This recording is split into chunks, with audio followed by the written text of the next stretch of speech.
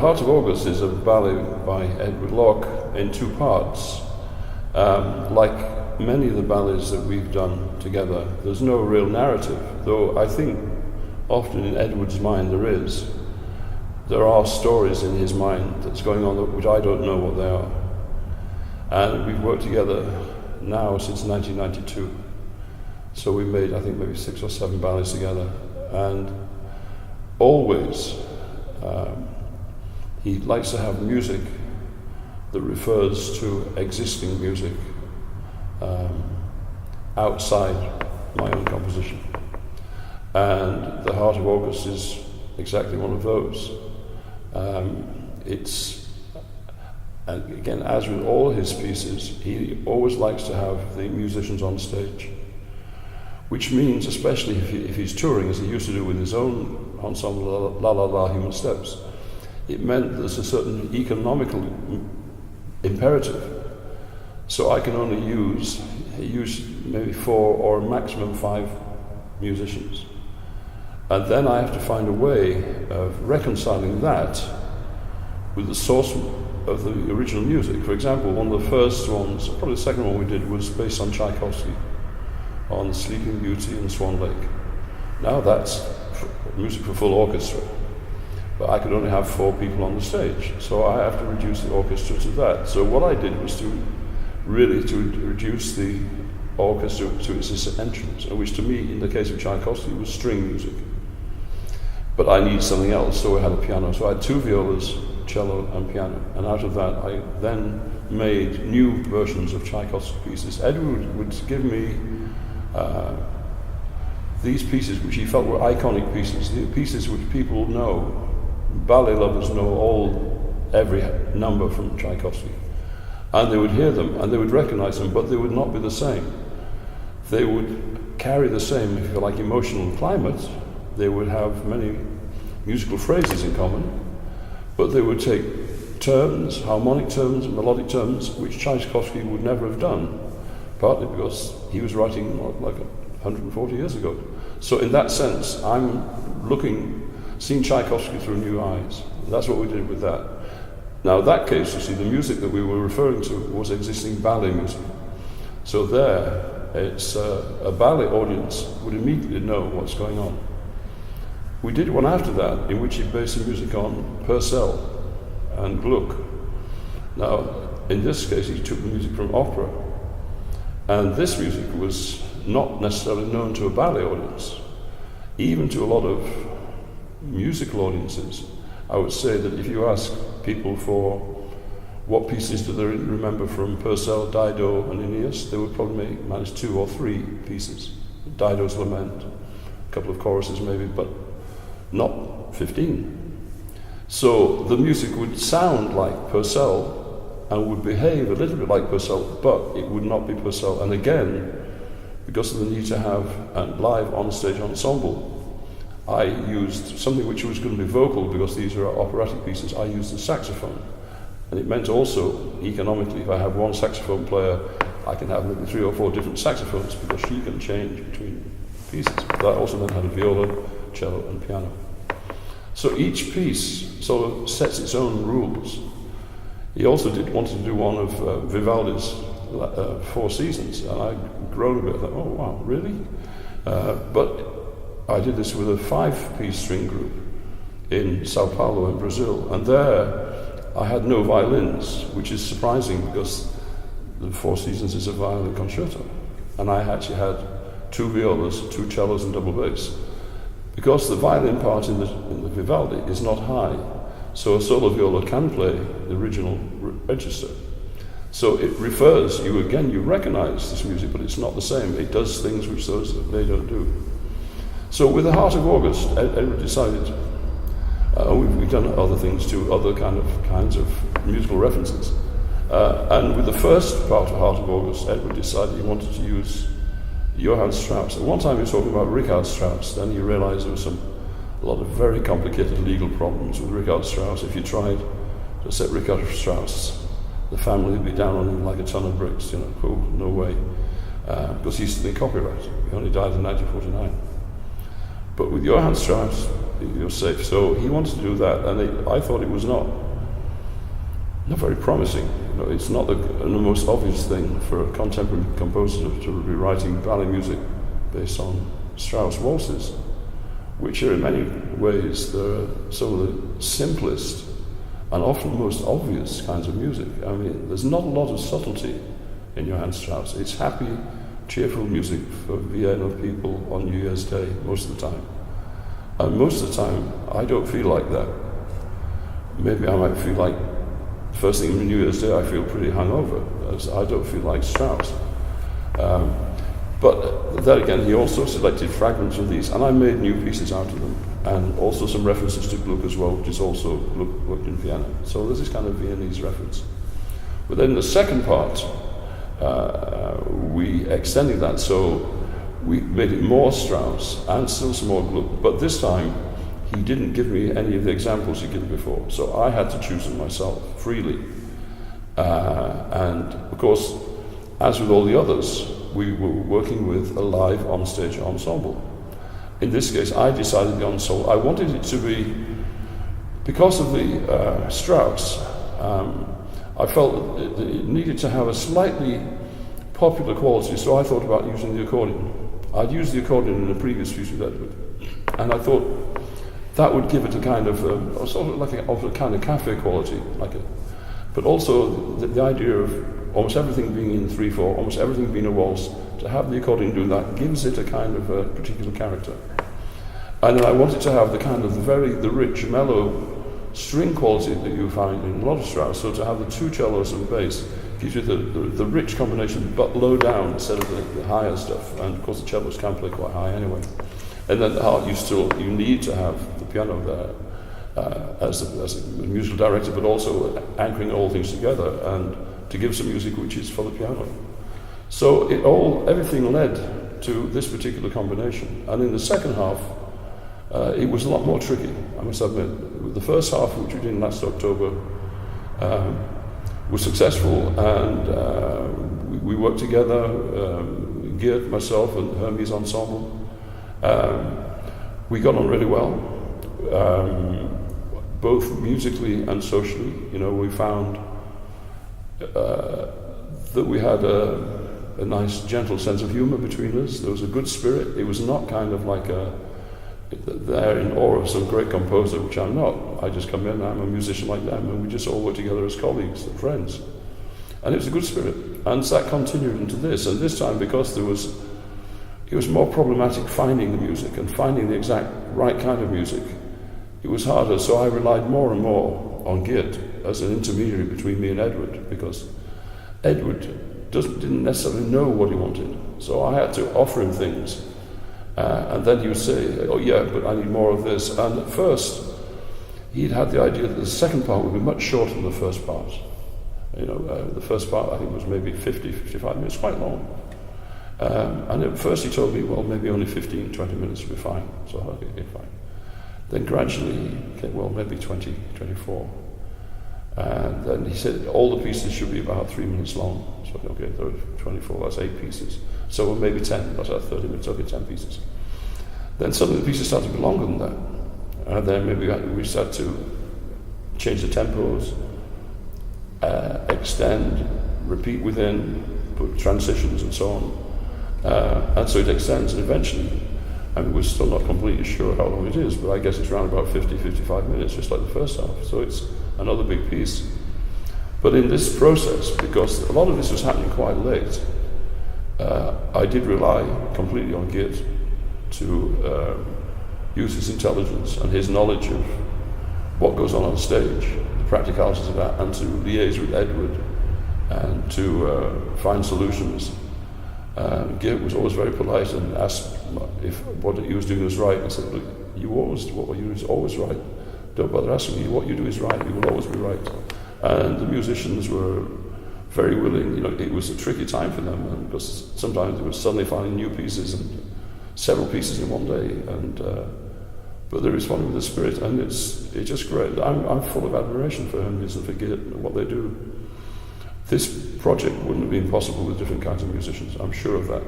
If we'd been doing something, say, with orchestra, Never in a million years would it happen like this. It would maybe take another 6 months. But here, because of the speed of thought, the fact that they're able to think on their feet really fast and to react and adjust, it means that we can come to solutions very, very quickly in a really non-stressed way. It's a stressful situation necessarily, but there is no stress within the music group. The stress is with the putting on the whole show, but between us, there's no stress, there's no arguments. Sometimes I might say something stupid, and they're very kind and say, "Oh, there he goes again," another one of his stupid jokes. But no, we get on well, and they're great musicians. And when we did the last show at the reception, we all had a drink together, and we were looking forward to the next part. It has been great. It could have been easier, but it's been great. Okay, thank you. So you didn't see.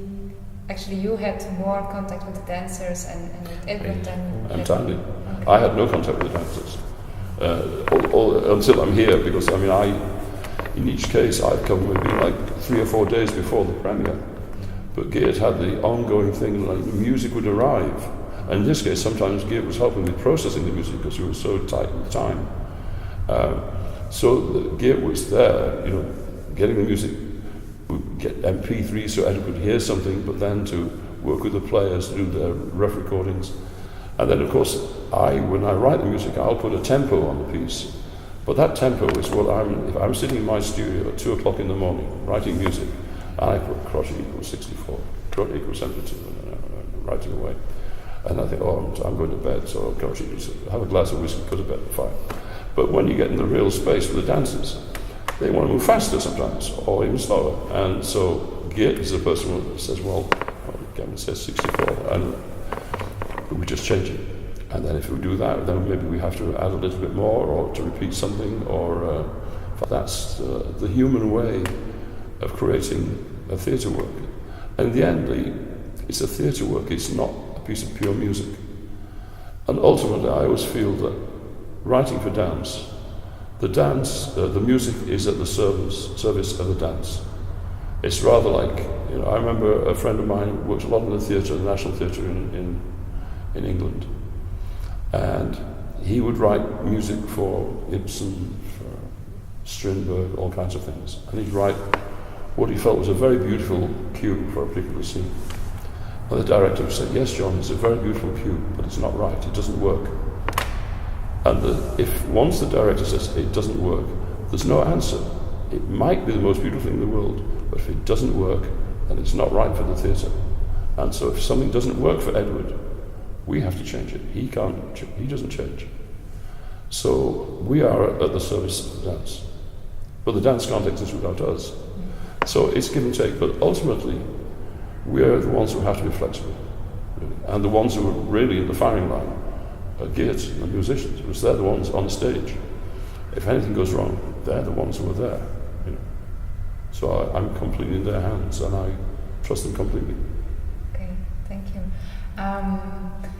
And the musical piece you wrote, is it inspired by Orfeo or something else, or not really? It's just... Well, Édouard talked at one time about the original piece was going to be called Orfeo, and it was called Orfeo Part 1, and then Orfeo Part 2. I think in my contract with the Flanders Ballet, it refers to Orfeo. Well, we have to change that because I haven't written a piece called Orfeo for Flanders Ballet. But he had this idea of the Orpheus myth, and he did that when we did the piece where we used Gluck and Purcell. That was also an Orfeo myth, but he didn't give it a title. I always found it very strange that even by the time of the first performance with that one, he was still calling it New Work. The piece is still called New Work. Well, it's not a new work anymore, but it is about the Orpheus and Eurydice myth. And it's a myth which Édouard, it doesn't obsess him, but it's something which he really likes to dig deeply into. The whole image of that kind of classical thing, and the whole thing of that, how that relates to human relations. It's a very powerful story. And so that, I think, is the background of a lot of things. Sometimes you will talk about this as if it's Romeo and Juliet. I've heard him say, Romeo and this, and it's the same kind of pull of human emotions in different directions. And I'm sure there is an implied narrative for him on the stage. I don't know what it is. I don't think he needs people to know what it is. But there is a sense of direction. You are going from one state to another, and the piece does evolve. It's not just a lot of pretty stage pictures. There is an evolution in the movement, which follows the music, and the music follows the movement. Yes, as a performer, it's quite interesting because we're in the midst of a creation. Of course, it's about excitement. It's about discovery, certainly really discovery, and also I wrote an article for the program book, and I typecasted this form of a very interesting form of collaboration between dance and music, very virtuoso motives that Édouard is using, sometimes very fast, extremely fast speed, with the music, which sometimes seems, well, people know it, and they have already some interpretation on the beforehand of that, and that works very well together. There is some kind of a magical interference between both disciplines, and I call that, well, as a syncopated, time-related musical dance theatre. There's a new form where two forms, because as a performer we react on the choreography, but on the other hand the dancers are not moving totally separately of what we do. They're not always synchronized entirely with what we do. There is a connection, there's an attraction, and that is really a very special, a very new atmosphere. To my opinion, this is at the same time this is very grounded in Western thought. This is really, I referred in my argument, for example, to ancient Greek tradition, and there is really a lot to say. I see this is a very new way of music, a new way of thinking about, which is so popular nowadays, of this interdisciplinary field of expertise in performance, and it is, for me, it's quite a discovery. I was quite amazed and very happy at the same time. It was really a very and great orchestrations, great music. I always wrote in every email, thank you for the great music. I really mean that. It's really, and I think also for the audience. I had after the Art of August 1, we did several performances of it, and then lots of people who came. Yes, the dance is fantastic, but the music is really, really great. It's really, exuberant, and yes, very happy. How do you synchronize the dance and the music? How do you interact and interplay and communicate between both disciplines? It's very different. It depends really, of course, on the instructions that Édouard is giving, real time, so that has to proceed extremely fast. So also the proceedings from one piece towards another one. Sometimes there is improvisation in between. Sometimes there's a use of extended techniques to refer to some abstract feeling, yeah, and to an abstract motion even, and that can be very different.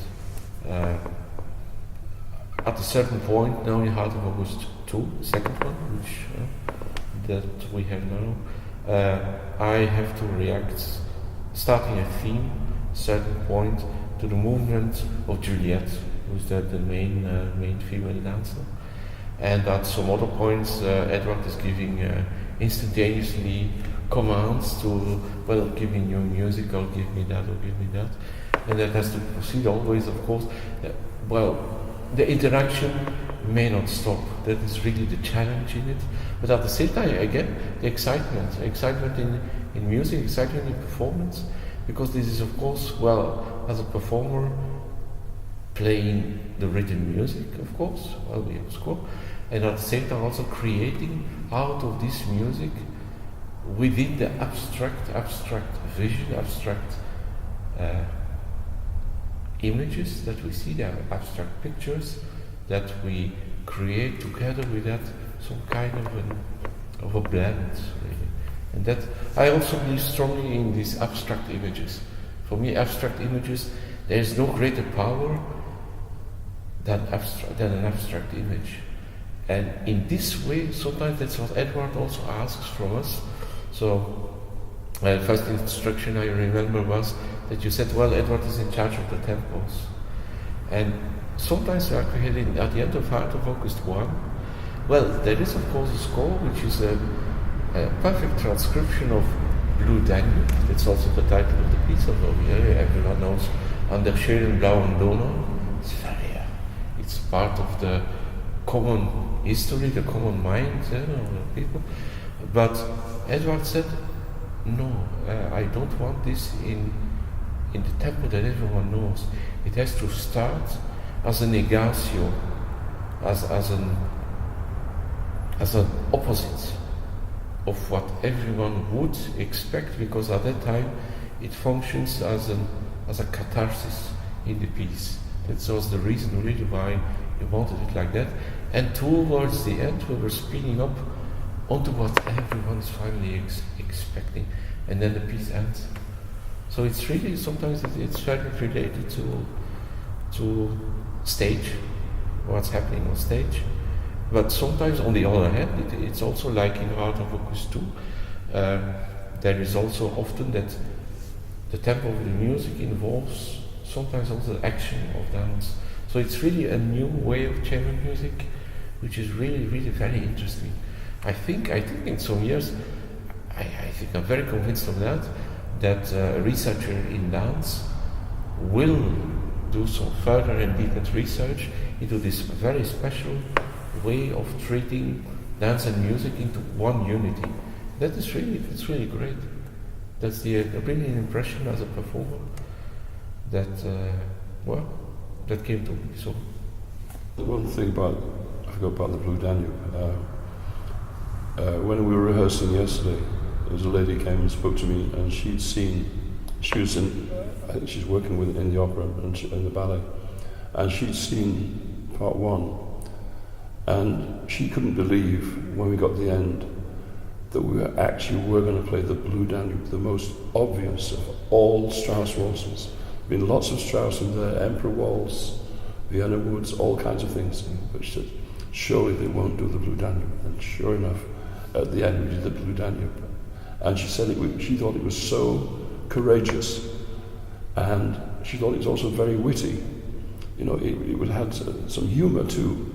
And it also had affection and feeling for it. He was not saying, this is a boring old piece. We were finding something in it.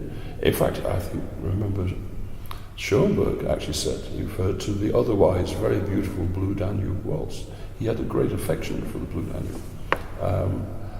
So it did have that kind of iconic status. And in fact, at one time, when we weren't sure about what the second part would contain, whether it would be Strauss and Gluck, just Strauss. At one point I said to Edward, well, Edward, why don't we make the whole of the second part just out of the Blue Danube, the whole of it? And he thought, wow, really? You thought that was a little bit worrying. That would have been crazy. But I was surprised because I thought that was the one I least wanted to do because it was so well known. When I started doing it, I suddenly started to find things in it which sort of surprised me. It's rather like when you're working on music where the source material is another composer, you start to get inside that composer's mind. Certainly when I did Tchaikovsky, I developed a huge respect for Tchaikovsky as a composer and as a ballet composer. So, you hear it, and it's such a common sound. Everybody knows the sound of, 1812, the symphonies, all those things. But when you get inside it, and you're getting inside that composer's mind, you find things which are very surprising. I didn't find that too much in Strauss, because I think Strauss is much more straightforward. But I also did a ballet with a German company where I redid all the music the Grieg did for Peer Gynt. So I did no new music for Peer Gynt, and I found in the music of Grieg some things which are astonishing. And it's great because then you have this debt to your fellow composers. You are colleagues, you're not rivals, you're not trying to compete. You're doing the same job and just helping each other, and I'm just find a new world inside their music. And it's a very healthy thing. I'm not being ironic or satirical at all. I'm doing it with great affection and real feeling. And I don't do this all the time. I do lots of other things where I never do that. But when you do it, it's a completely different experience. And for the musicians too, they know what the kind of the gestures are in Strauss. You know, when you play you do little lifts and things like that. They know that, and so they bring that, but then they do it with a certain sort of distance. You're not playing Strauss, you're playing something else. And it becomes really, really interesting. Really interesting. And I'm happy to do more of these kind of things, but I'll do other things too. We'll find somebody else next time. I think I've had quite a lot of Strauss now. There is something I have to tell you this because it's very interesting. I think in this Viennese tradition, of course, there is a quote that I remember at some place in Aquari Incognito.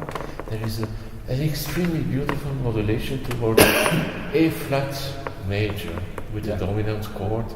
And always when I play this, it's also in Hardcore 2, we took it again. And this music always reminds me about Brahms. And you know what Brahms said on Viennese Waltz was? He adored Johann Strauss because he said, if I ever could write Viennese Waltz like Johann Strauss, then I would be quite... And for me that is magic. That is magic in the same way of making... Well, these are of course not covers of Viennese Waltz. This is new music, but at the same time this is a side. Brahms is still there in that tradition, and that makes it for me also very strong. That is because I have lots of connotations that really I can point at, and this is so full of lots of things which, if you hear it for the first time, that you cannot discover. There's so much to discover, and that is the infinite wisdom of this very new theater.